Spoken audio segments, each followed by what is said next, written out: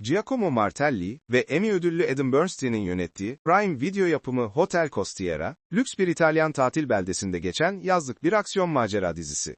The White Lotus'la Taken'ın bir karışımı gibi görünen konusu, hafif ve eğlenceli bir eğlence için gerçek bir potansiyele sahipmiş gibi hissettiriyor ancak Hotel Costiera, neredeyse her açıdan hayal kırıklığı yaratacak kadar başarısız. Hafif ve gerçek bir eğlence olabilecek şey, zayıf, odaklanmamış ve yarım yamalak bir senaryo, genel olarak zayıf karakterizasyon ve dizinin konusunu işler kılmak için gereken temel unsurların eksikliğiyle sekteye uğruyor. Hotel Costiera, nedir? Tony ödülü adayı Jesse Williams, lüks bir İtalyan tatil beldesinde, belirli becerilere sahip eski bir deniz piyadesinden iş bitiriciye dönüşen Daniel De Luca rolünde.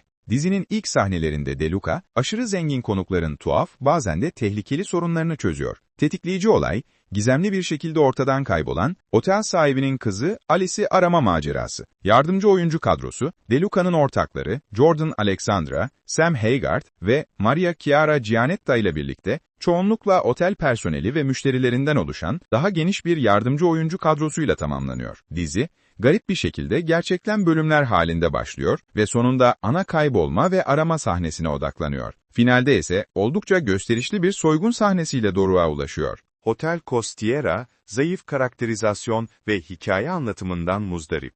Hotel Costiera ile ilgili iki kritik kapsayıcı sorun, dizinin neredeyse her köşesini etkiliyor. Dizi ne olmak istediğine asla gerçekten karar veremiyor ve ayrıca kahramanının kim veya ne tür bir karakter olduğunu da bilmiyor gibi görünüyor. De Luca'da çok az şey var. Yakışıklılığının ötesinde hiçbir aksiyon yeteneği, etkili mizah, cesaret, kusurlar veya gerçek bir çekicilik göremiyoruz. Yeni bir diziyi taşıyacak kadar güçlü bir karakter değil. De Luca'nın çoğu, sonlara doğru bir smoking silahın James Bond cosplay'ine daha çok benzediği noktaya kadar türetilmiş hissettiriyor. Dizi, egzotik ortam sayesinde bazı etkileyici manzaraların ötesinde gerçek bir anlatı veya stilistik kimlik bulmakta zorlanıyor. Ancak bunlar bile yeterince kullanılmıyor ve yetersiz kalıyor. Hotel Costiera'nın, özellikle de zengin insanların De Luca'nın halletmesi gereken tuhaf, çoğu zaman oldukça kişisel ikilemleri konusunda paniklediği ilk bölümlerinde, Mike White'ın o zamanki ruh halini hatırlamamak ve biraz eğlenebileceğimize dair umut beslemek elde değil. Ne yazık ki buradaki tuhaf zengin karakterler o kadar da ilginç veya iyi tanımlanmış değil. Hatta Beyaz Lotus'u bu kadar özel kılan o karanlık ve komiklikten çok da uzak.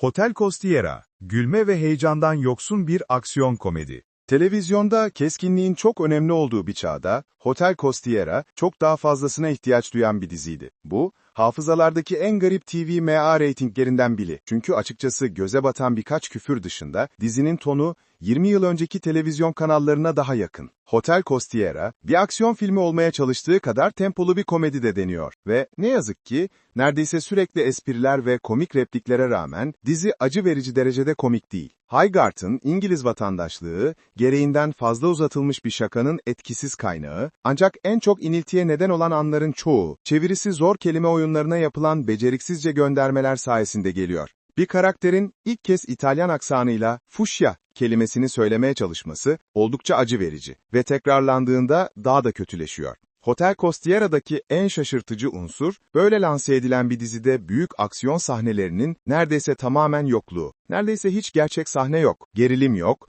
ve hiçbir getirisi yok. Amazon MGM Studios, geçen ayki şaşırtıcı derecede mükemmel The Terminal List Dark Wolf'ta görüldüğü gibi bu konuda iyi, hatta harika bir eğlence sunmak için gereken kaynaklara ve yeteneğe sahip. Bu dizinin bu kadar dikkat çekici bir şekilde ilerlemesini sağlayan önemli bir kısım, sürükleyici bir anlatıyı ilerleten, nefes kesici aksiyon sahnelerinin dahil edilmesiydi.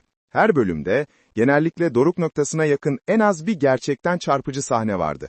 Bu, bir aksiyon filmi için harika bir yapı ve temposunun her yere dağıldığı ve 6 bölüm boyunca gerçek bir vuruşun olmadığı, Hotel Costiera ile belirgin bir tezat oluşturuyor. Tekrarlayan, hayal gücünden yoksun müzik ipuçları gerçekten de durumu kolaylaştırmıyor. Gerilimi veya entrikayı arttırma girişimlerine haksızlık ediyor. Hotel Costiera, hiçbir zaman tam anlamıyla kendine bir tür seçmeden, birden fazla türde şansını deniyor. Aksiyon, gerilim, suç, soygun, casusluk ve seyahatname gibi türler hep esprili. Ancak diziyi bunlardan herhangi biri olarak sınıflandırmak biraz zorlama. Zaman zaman gösterişli bir durum komedisi gibi hissettiriyor. Ancak espriler tutmaz ve anlatıyı takip etmek bazen biraz zor. Hatta bazen istediğiniz gibi değil. Burada gerçekten harika bir kaçışa dönüşebilecek bir dizi fikri kıvılcımı var. Ne yazık ki yapım ivmesi ve kişilikten yoksun. Bu da Hotel Costiera'nın şaşırtıcı derecede sıradan bir destinasyon olmasına neden oluyor. Hotel Costiera, 24 Eylül'de Prime Video'da gösterime giriyor.